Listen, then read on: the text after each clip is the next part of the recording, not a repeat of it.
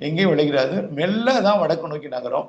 நாளை 30ஆம் தேதி ஞாயிற்றுக்கிழமை இது மயிலாடுதுறையை தாண்டி கடலூர், அதாவது நாளைக்கு காலைக்கு பிறகுதான் மயிலாடுதுறையை தாண்டி கடலூர் மற்றும் புதுச்சேரியை ஒட்டிய பகுதிக்கு நாளை மதியத்துக்கு மேலும், அதற்கு பிறகு மாலையில அது விழுப்புரம் மாவட்ட கரையோரத்துக்கும், நாளை இரவில் தான், அதாவது ஞாயிற்றுக்கிழமை இரவு தான் இது மாமல்லபுரத்திற்கு அருகில அப்படியே நேரா கரையை ஒட்டியே தான் சென்னையை ஒட்டி வடக்கு நோக்கி பயணிக்க போகிறது.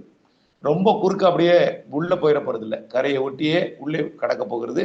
மீண்டும் கடந்தாலும் திருவள்ளூர் மாவட்டத்தை தாண்டி ஆந்திர பகுதிக்கு போனோன்னே மீண்டும் கடலுக்குள்ளே வந்துவிடும் என்றுதான் எதிர்பார்க்கப்படுகிறது. ஆக ஒரு சின்ன ஒரு கரையை கடத்தல்னு சொல்றதை விட கரையில் நகர்றதல், ஏரி நகர்றதல், பிறகு வட கடலுக்கே வந்துடும். இதனால மழைப்பொழிவு இப்ப எப்படி நாகப்பட்டினம் மாவட்டத்தில் கொடுத்துச்சோ அதே இப்போது தொடர்ந்து கொண்டிருக்கு. நாகப்பட்டினம் வடக்கு பகுதியெல்லாம், காரைக்கால் ஒட்டியுள்ள பகுதிக்கெல்லாம் நல்ல மழைப்பொழிவு, காரைக்காலுக்கும் மழைப்பொழிவு கொடுத்துட்டு இருக்கு. வடகடலோர மாவட்டங்கள் வரைக்கும் இதே மாதிரியான மழைப்பொழிவு தான் கொடுக்கும். இப்ப சென்னைக்கு இன்னும் காலையில ஓரிரு முறை மழைப்பொழிவு கொடுத்திருந்தாலும், இன்றைக்கு மாலைக்கு பிறகு லேசான ஒரு தூறல் மழைப்பொழிவோட தொடர் மழைப்பொழிவை தொடங்கும். தொடர்ச்சியா தூரிட்டே இருக்கும்.